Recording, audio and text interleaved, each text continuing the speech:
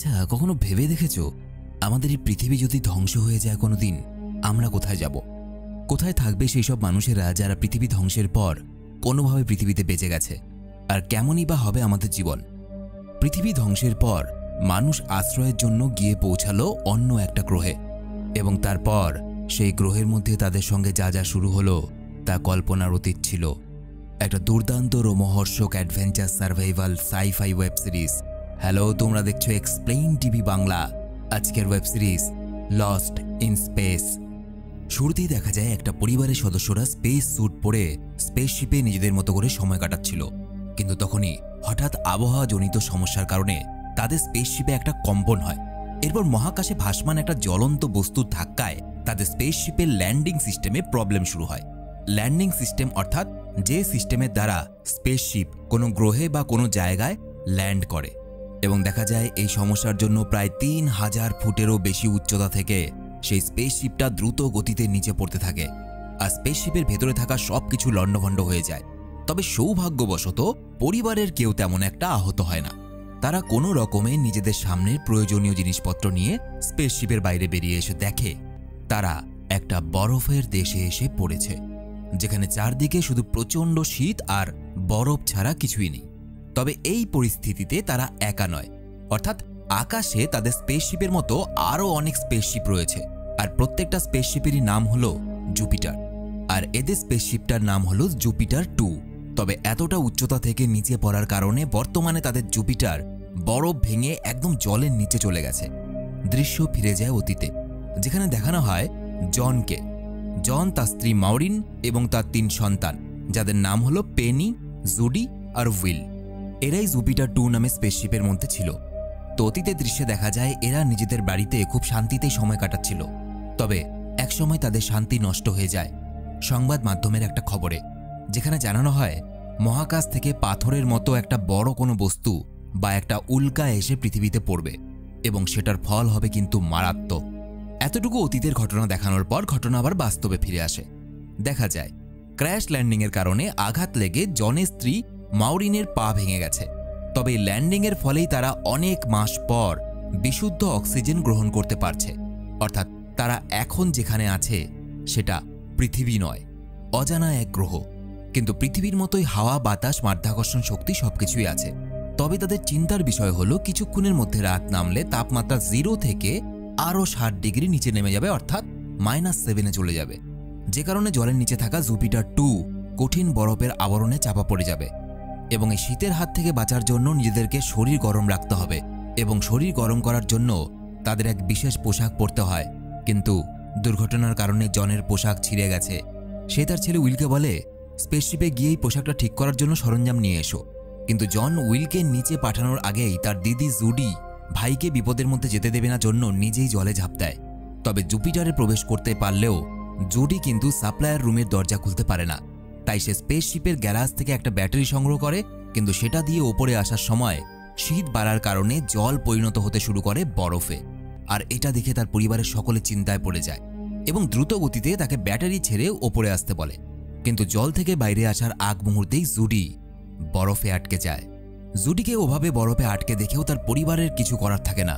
কিন্তু ঠিক সেই সময় তার মা মরিন জানায় জুডির কাছে এখনও 5 ঘন্টা বেঁচে থাকার মতো অক্সিজেন আছে, আর তার পোশাক তাকে এই বরফের মধ্যেও গরম রাখতে সাহায্য করবে। তবে মেয়েকে এত সাহস জোগালেও পায়ের আঘাত এবং প্রচণ্ড শীতের কারণে মাউরিনও একসময় জ্ঞান হারায়। আর তাদের ল্যাপটপে থাকা 5টা বক্সের মধ্যে একটা বক্স লাল দেখা যায়।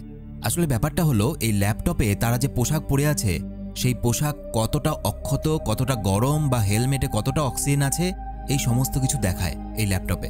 এদিকে জন জুডিকে বাঁচানোর জন্য বরফ ভাঙার চেষ্টা করতে থাকে, আর তখন উইল তাদের আশেপাশের আগুনের ঝলকানি দেখে তাকে বলে ম্যাগনেসিয়াম জ্বললে তাতে উত্তাপ তৈরি হয়, যা বরফের সংস্পর্শে থাকলেই গরম থাকে। এবং এটা শুনে জনের মাথায় একটা প্ল্যান আসে, আর সে উইলকে নিয়ে বেরিয়ে পড়ে। আর জনের অসুস্থ স্ত্রীর কাছে থাকে পেনি, যে তার বোনের ওপরে জমা বরফ ভাঙার চেষ্টা করতে থাকে। তাদের কাছে থাকা যোগাযোগ মাধ্যমের সাহায্যে তারা পরস্পরের সঙ্গে কথা বলে যায়। এদিকে জন ও উইল অনেকটা রাস্তা অতিক্রম করার পর অবশেষে সেই ম্যাগনেসিয়ামের সন্ধান পায়। এরপর বরফের মধ্য থেকে সেটাকে আস্তে আস্তে তারা বের করতে শুরু করে।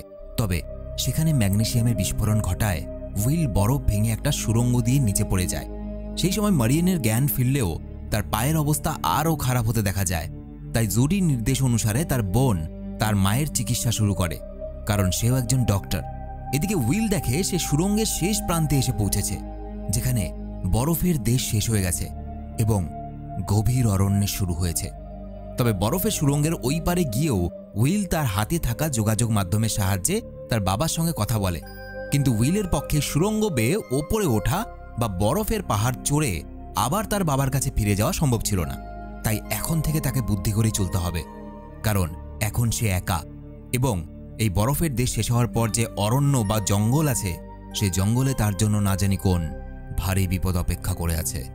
এদিকে জনের অবস্থা হলো, জন এখন নিচে গিয়ে নিজের ছেলেকে বাঁচানোর থেকেও নিজের মেয়েকে বাঁচানোটা বেশি জরুরি, কারণ তার ছেলে হয়তো এখনো সুরক্ষিত আছে, কিন্তু তার মেয়ে কিন্তু আর কিছুক্ষণের মধ্যেই মারা যেতে চলেছে, কারণ তার মেয়ের কাছে অক্সিজেন সীমিত।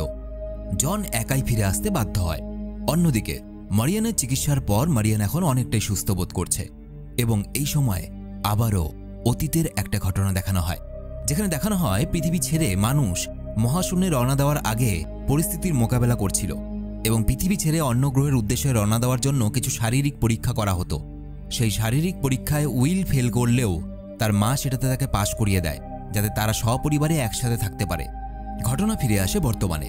দেখা যায় উইল জঙ্গলের মধ্য দিয়ে হাঁটতে হাঁটতে একটা ভাঙা স্পেসশিপের কাছে এসে পৌঁছায়, যেটা কোনো জুপিটার স্পেসশিপ নয়, এবং সেই সমস্ত ঘটনা তার কাছে থাকা একটা ক্যামেরার সাহায্যে রেকর্ড করতে শুরু করে। আর তখনই উইল ওখানে কারোর উপস্থিতি টের পায় এবং লুকিয়ে পড়ে, আর দেখে তার দিকে দুটো যান্ত্রিক পা এগিয়ে আসছে এবং এটা দেখে ভয়ে উইল গাছে উঠে পড়ে, কিন্তু সেই পা দুটোও গাছে ওঠার চেষ্টা করে।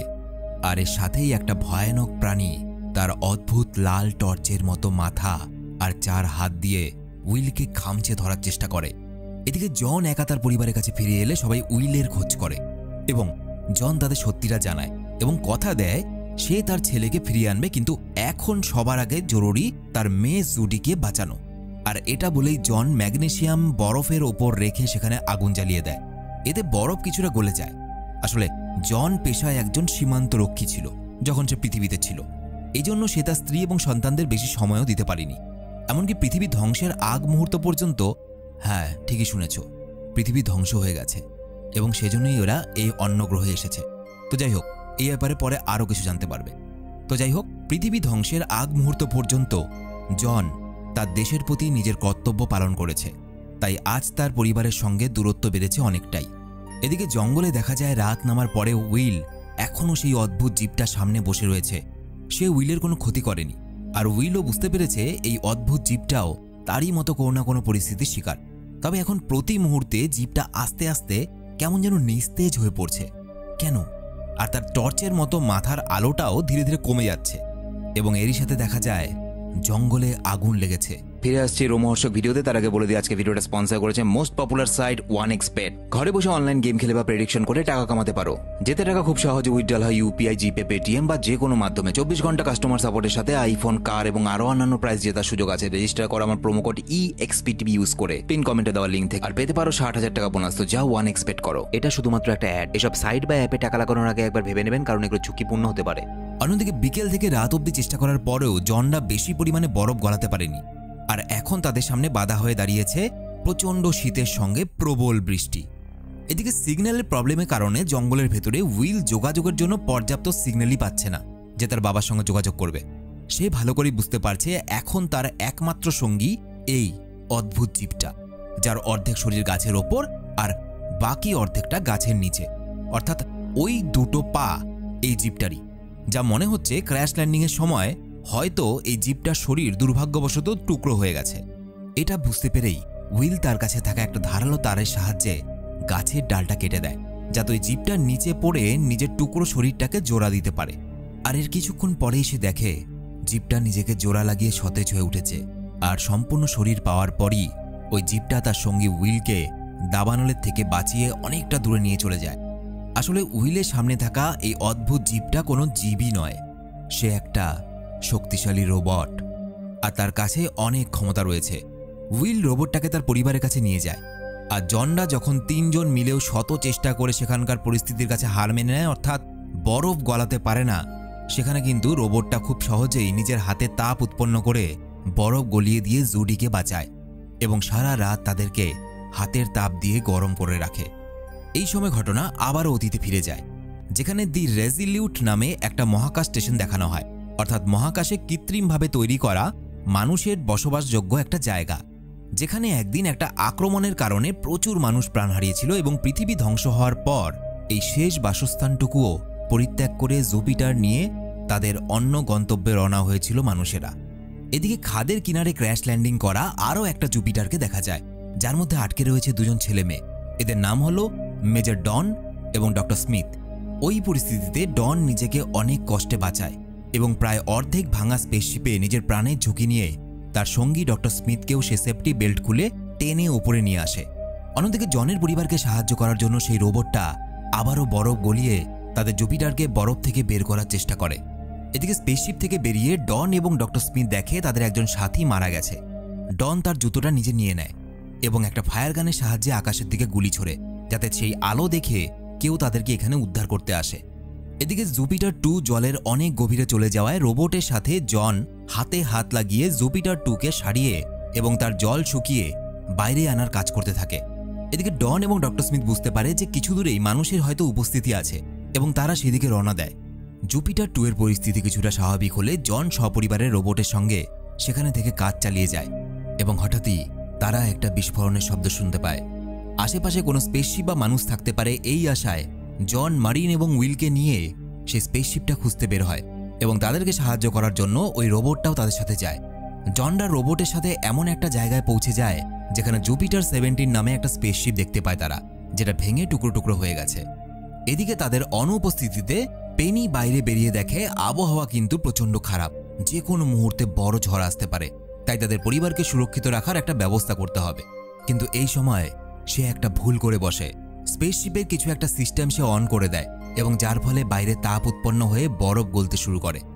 এদিকে দেখা যায় জঙ্গলের মধ্যে জনরা একটা আওয়াজ শুনতে পায়, যেটা উইল রোবটের স্পেসশিপ থেকে শুনতে পেয়েছিল, আর তাই তারা রোবটকে নিয়ে সেই জায়গায় রওনা দেয় যেখান থেকে উইল সেই রোবটটাকে পেয়েছিল। কিন্তু এই সিদ্ধান্তে জন তেমন একটা খুশি হয় না, কারণ সে মন থেকে ওই রোবটটাকে ভরসা করতে পারছে না। কেমন একটা সন্দেহ হচ্ছে তার, রোবটটা হঠাৎ করে তাদেরকে এত উপকার কেন করছে। অন্যদিকে দেখা যায় উল্টো দিকে অনেকটা পথ হাঁটার পর ডন এবং ডক্টর স্মিথ একটা আহত মেয়েকে খুঁজে পায়।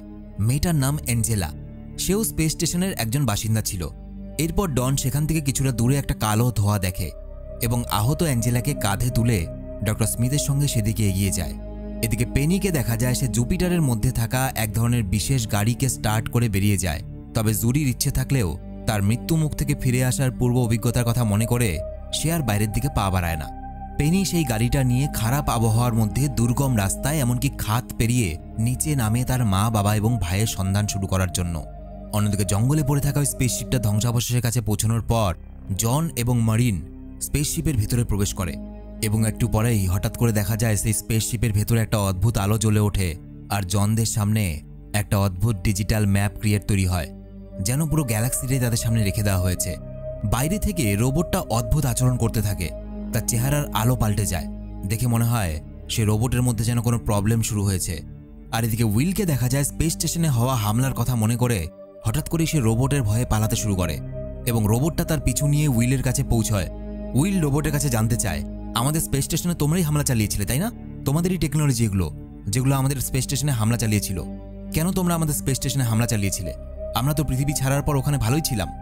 আসলে যে রোবটগুলো উইলদের স্পেস স্টেশনটাকে ধ্বংস করেছিল সেই রোবটগুলোর মধ্যেই অন্যতম হলো এই রোবটটা। পৃথিবী যখন ধ্বংস হচ্ছিল তখন আমেরিকার সরকার দ্য রিসোলুট নামে একটা স্পেস স্টেশন তৈরি করে, যে স্পেস স্টেশনে সমগ্র মানবজাতি থেকে যারা বেঁচে থাকবে তারা সবাই ওখানে গিয়ে সুরক্ষিতভাবে থাকবে। কিন্তু একদিন দ্য রিসোলুট নামে সেই স্পেস স্টেশনটাকে রোবটেরা আক্রমণ করে এবং ধ্বংস করে দেয়। এবার কথা হলো, এই রোবটটা যদি সেই রোবটদের দলেরই হয়ে থাকে যারা কিনা স্পেস স্টেশনটা ধ্বংস করেছিল মানুষগুলোকে মারার জন্য, তাহলে এই রোবটটা উইলদের উপকার কেন করছে, সাহায্য কেন করছে? ব্যাপার হলো, এই রোবটটা যে স্পেসশিপে করে যাচ্ছিল সেই স্পেসশিপটা এই গ্রহের মধ্যে অ্যাক্সিডেন্ট হয় এবং এরপর এই রোবটের স্মৃতিশক্তি থেকে সবকিছু মুছে যায়, অর্থাৎ মেমোরি ইরেজ হয়ে যায়। সুতরাং বর্তমানে এই রোবটটা জানে না যে কে তার শত্রু, অর্থাৎ কাকে মারতে হবে আর কাকে বাঁচাতে হবে। এবং এই জন্য যেহেতু রোবটটার পুরনো মেমোরি সব চলে গেছে, সেই জন্য সে উইলদেরকে সাহায্য করে চলেছে। এবং এই জিনিসটা উইল বুঝতে পারে যে রোবটের স্মৃতিশক্তি নষ্ট হয়ে গেছে। ওদিকে আবহাওয়া খারাপ হওয়ার কারণে ডন এবং ডক্টর স্মিথ দ্রুত গতিতে পথ অতিক্রম করে এবং একটা গুহার মুখে আশ্রয় নেয়। আবহাওয়া পরিস্থিতি আরও খারাপ হতে শুরু করে এবং এক অদ্ভুত শক্ত ধাতুর মতো জিনিস ওপর থেকে বৃষ্টির ফোঁটার মতো পড়তে শুরু করে। বাধ্য হয়ে জনরা একটা বড় পাথরের নিচে আশ্রয় নেয় এবং এই সময় সৌভাগ্যবশত পেনির গাড়ি তাদের কাছাকাছি থাকায় যোগাযোগ মাধ্যমের সাহায্যে তাদের কথা হয়। পেনি যাতে গাড়ি নিয়ে তাদেরকে নিতে আসতে পারে সেজন্য পাথরের ওপারে দাঁড়িয়ে রোবটটা সার্চ লাইটের মতো চারদিকে আলো দেখাতে শুরু করে। আর কিছুক্ষণের মধ্যেই পেনি সেখানে পৌঁছে গেলে সবাই গাড়িতে উঠে পড়ে। জন গাড়ি স্টার্ট করে। জনরাও এই সময় দূর থেকে একটা সিগন্যাল লাইট দেখতে পায় ডনদের এবং সেদিকে গিয়ে তারা উদ্ধার করে ডক্টর স্মিথকে। এদিকে দেখা যায় ডনের কাছে যে সিগন্যাল পাঠানোর জন্য বন্দুকটা ছিল সেটা আর নেই, অর্থাৎ ডক্টর স্মিথ ডনকে ঠকিয়ে তার বন্দুক নিয়ে পালিয়েছে। তবে যাই হোক, জন কোনো রকমে এই তুষার ঝড়ের দুর্গম পরিবেশে সবাইকে নিয়ে জুপিটার 2-এ ফিরে আসে। এরপর ঘটনা ফিরে যায় অতীতে। দেখানো হয় জুনকে এবং তার বোন জেসিকা। জুন একজন ক্রিমিনাল। সে তার বোনের ভালো মানুষের সুযোগ নিয়ে প্রথমে তার বাড়িতে আসে এবং নিজের বোনের আইডেন্টিটি চুরি করে জেসিকা সাজে। আর বর্তমানে যে ডক্টর স্মিথকে দেখানো হচ্ছে সেই ডক্টর স্মিথ কিন্তু আসল ডক্টর স্মিথ নয়। ডক্টর স্মিথের ভুয়ো পরিচয় নিয়ে আসলে জুন এইসব অপরাধমূলক কাজকর্ম করেই চলেছে। তাই জুপিটারে সবাই যেখানে নিজেদের এই পরিস্থিতি থেকে বের করার জন্য কাজে ব্যস্ত, সেখানে ডক্টর স্মিথের চোখে মুখে আবারও কোনো ষড়যন্ত্রের চিন্তাভাবনা লক্ষ্য করা যায়। আর এরই মধ্যে রাতের বেলায় হঠাৎ বরফের বড় বড় টুকরো জুপিটারের ওপর পড়তে শুরু করে। যত দ্রুত সম্ভব স্পেসশিপটাকে এখান থেকে বের করতে হবে, তা না হলে স্পেসশিপ সহ সকলেই বরফের নিচে চাপা পড়ে যাবে। তবে স্পেসশিপকে এখান থেকে নিরাপদে নিয়ে যাওয়ার কাজ শুরু করতে গিয়ে জন জানায় জুপিটারের মেন ইঞ্জিন কাজই করছে না। আর যেহেতু মরিন একজন ইঞ্জিনিয়ার এবং জুপিটার চালানোর জন্য ট্রেনিং প্রাপ্ত, তাই সে নিজে এটা চেক করে বুঝতে পারে তুষার ঝড়ের কারণে অনেক আবর্জনা মেশিনে জমা হয়ে গেছে এবং যত তাড়াতাড়ি সম্ভব এই আবর্জনাগুলোকে পরিষ্কার করতে হবে। এবং এই জন্য জুপিটারে উপস্থিত 6 জন 3 জনের টিমে বিভক্ত হয়ে কাজ শুরু করে এবং এই কাজ করতে গিয়ে তারা নতুন কোনো বিপদের মুখে পড়ে যায়। ফিউল ট্যাঙ্ক লিক হচ্ছিল এবং এটা জানতে পেরে ডক্টর স্মিথের মাথায় যেন আকাশ ভেঙে পড়ে। সে দ্রুত ওখান থেকে রওনা দেওয়ার জন্য স্টোর রুমে গিয়ে প্রয়োজনীয় জিনিস গোছাতে থাকে। আর রোবটটাকে দেখা যায় সে কিছু একটা বিপদের আভাস পাচ্ছে, কিন্তু সেটা কি এটা বুঝে ওঠার আগেই স্পেসশিপের ভেতরে পোকার মতো কিছু একটা উইলের গায়ে এসে পড়লে সে তাকে বাঁচিয়ে স্টোর রুমের ভেতরে ঢুকিয়ে দেয়। এদিকে জন জুপিটারের যে ফুয়েল ট্যাঙ্ক ছিল সেটার লিকেজটা খুঁজতে গেলে সেখানে কিছু একটা তাকে জলের ভেতর টেনে নিয়ে যায়। সবাই যখন জনকে খুঁজতে ব্যস্ত হয়ে পড়ে ঠিক তখনই তাদের সামনে একটা অদ্ভুত সাপের মতো প্রাণীকে নিয়ে জন উপস্থিত হয়। জন বলে এই প্রাণীটা এখানকার একটা অদ্ভুত ভয়ঙ্কর জীব, যেটা দেখতে অনেকটা ইল মাছের মতো। এটা কোনোভাবে স্পেসশিপের ভেতরে প্রবেশ করেছে। জনের কাছে এসব শোনার পর মরিন ওই মাছটাকে মাঝখান থেকে কাটে এবং জানায় তাদের ট্যাঙ্কের লিক হয়নি, বরং ইল মাছ তাদের ফিউল ট্যাঙ্কটার জ্বালানি খেয়ে নিচ্ছে। জন স্টোর রুমের মধ্যে সেই রোবটটাকে ঢুকতে দেয় না, কারণ কখন কি করে ফেলবে। এই সময় হঠাৎ করে উইল রোবটের কিছু আচরণ দেখে অবাক হয়ে যায়, কারণ প্রথমবার রোবট তার কোনো আদেশ মানছে না। এরপর দৃশ্য ফিরে যায় 2 দিন আগে দ্য রিসোলুটে যে ঘটনাটা ঘটেছে সেখানে। দেখা যায় ডক্টর স্মিথ তার বোনের আইডেন্টিটি দেখিয়ে স্পেস স্টেশনে উপস্থিত হয়, কিন্তু তার বোনের প্রেমিক তাকে দেখেই ধরে ফেলে যে সে জেসিকার ছদ্মবেশ নিয়েছে। আর এই নিয়ে দুজনের মধ্যে তর্কাতর্কি হলে ডক্টর স্মিথ তাকে একটা ঘরে আটকে দেয় এবং সে সেখানেই মারা যায়।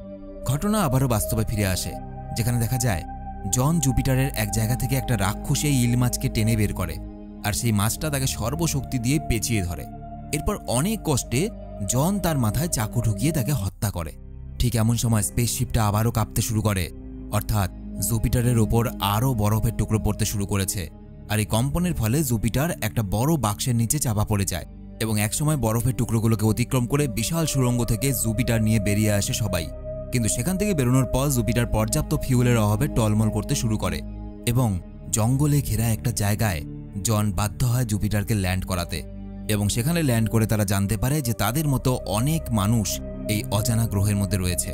এদিকে নতুন জায়গায় এসে পরের দিন সকালবেলায় জন জুপিটারের চারপাশে একটা সুরক্ষা বলয় তৈরি করা শুরু করে, যাতে কেউ সহজে জুপিটারকে হামলা করতে না পারে।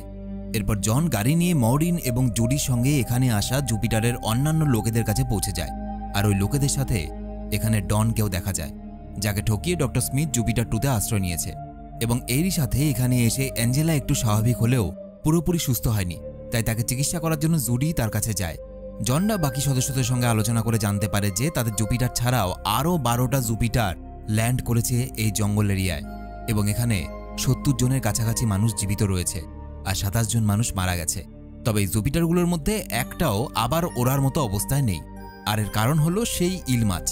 ইল মাছের কারণে এখানে যতগুলো জুপিটার ছিল সেই জুপিটারগুলো জ্বালানি ইল মাছগুলো খেয়ে ফেলেছে। এসব আলোচনা করতে করতে তাদের কাছে দ্য রিসোলুট থেকে ক্যাপ্টেন র্যাডিকের ভয়েস মেসেজ আসে। এই সময় জন ট্যাবে একটা লোকেশন দেখে জানায় যে এই লোকেশনে জুপিটার ছাড়াও অন্যান্য স্পেসশিপ জাতীয় কিছু একটা আছে, কিন্তু জিনিসটা যে কি সেটা বোঝা যাচ্ছে না। এই প্রশ্নের উত্তর খোঁজার জন্য জন মরিন এবং ডনকে নিয়ে বেরিয়ে পড়ে। এদিকে জুডি অ্যাঞ্জেলার শরীরের ক্ষতগুলো দেখে বুঝতে পারে এই ক্ষতগুলো শুধুমাত্র ল্যান্ডিংয়ের জন্য হয়নি, তাই সে এইসবের কারণ জানতে চায়। আর অ্যাঞ্জেলা জানায় দ্য রিসোলেটে তাদের ওপর এক ভয়ঙ্কর হামলা হয়েছিল, এটা তারই ফল। জুডি চিন্তিত হয়ে জুপিটার 2-এ ফিরে আসে এবং উইলকে জানায় অসুস্থ মানুষগুলো আমাকে জানিয়েছে দ্য রিসোলেটে যারা হামলা করেছিল তাদের 4টা হাত ছিল এবং টর্চের মতো মাথাওয়ালা অদ্ভুত ধরনের জিনিস ছিল, যা অনেকটা দেখতে রোবটের মতো। উইল তো জানে তাদের সঙ্গে যে রোবটটা আছে এই রোবটেরই জাতি তাদের ওই রিসোলেটের ওপর হামলা করেছিল, কিন্তু সে পরিবারকে কিছু জানাতে চায় না, কারণ এই রোবটটা তো নিজের স্মৃতিশক্তি হারিয়েছে, মুছে দিয়েছে। তাই তার পরিবারকে সে যদি জানায় যে দ্য রিসোলেটে যে রোবটেরা হামলা করেছিল এই রোবটটাও তাদের মধ্যে একজন, তার পরিবার এই রোবটটাকে নষ্ট করে ফেলবে। অন্যদিকে জনরা সেই ট্যাবে পাওয়ার লোকেশনে গিয়ে পৌঁছে দেখে সেখানে রয়েছে রিসোলেটের একটা ভাঙা অংশ। এই অংশ পর্যবেক্ষণ করে মারিন জানায় এটা কোনো স্বাভাবিক কারণে বা কোনো উল্কাপাতার জন্য এখানে এসে পড়েনি, এর পেছনে অন্য কারণ রয়েছে। ওদিকে রোবটটাকে সুরক্ষিত জায়গায় রেখে আসার জন্য জুডিরা রওনা হয় এবং পথে তারা এক অদ্ভুত ফুলগাছ দেখতে পায়, যে ফুলগাছের সামনে তালি বাজালে ফুল ফুটে ওঠে। এরপর সেই অদ্ভুত ফুলবাগান থেকে কিছুটা দূরে আসতেই তারা একটা খাদের সামনে এসে পড়ে এবং খাদটা পার করার জন্য রোবট একটা গাছ ফেলে ব্রিজ বানিয়ে দেয়। তবে ব্রিজ পার করার সময় তারা জঙ্গলের আড়ালে এক জন্তুকে দেখে, কিন্তু সে তাদের কোনো ক্ষতি করার আগেই রোবট তাকে ভাগিয়ে দেয়। ওদিকে দেখা যায় মরিন এবং ডনের কথাবার্তা থেকে বোঝা যায় তারা যখন দ্য রিসোলেটে হামলা হয় সেই সময় জুপিটার নিয়ে আলফা সেঞ্চুরি নামে একটা কৃত্রিম গ্রহের উদ্দেশ্যে তারা রওনা দিয়েছিল, কিন্তু দুর্ভাগ্যবশত মাঝপথে জুপিটারগুলো ক্র্যাশ ল্যান্ডিংয়ের জন্য তারা এই অজানা গ্রহে এসে পৌঁছেছে। অন্যদিকে দেখা যায় জুডিরা খাত পেরিয়ে পরবর্তী রাস্তা অতিক্রম করার সময় কিছু লোকজনের শব্দ পেয়ে রোবটটাকে নিয়ে লুকিয়ে পড়ে। আড়াল থেকে লোকগুলোকে দেখে তারা বুঝতে পারে যে এরাও দ্য রিসোলেট থেকে এখানে এসেছে। এরপর লোকগুলো চলে গেলে তারা বাইরে বেরিয়ে একটা চিঠি কুড়িয়ে পায়, কিন্তু দুর্ভাগ্যবশত এই চিঠিটা নিতে একটা ছেলে সেখানে ফিরে আসে এবং সে ওই রোবটটাকে দেখে ফেলে। রোবটটাকে দেখেই সে তার বাবাকে ভয়ে সব কথা জানাতে চায়, কারণ তারা যে গ্রহটার উদ্দেশ্যে রওনা দিয়েছিল দ্য রিসোলেট ধ্বংস হয়ে যাওয়ার পর, যার নাম আলফা সেঞ্চুরি, সেই আলফা সেঞ্চুরির ইনচার্জ হলো এই ছেলেটার বাবা।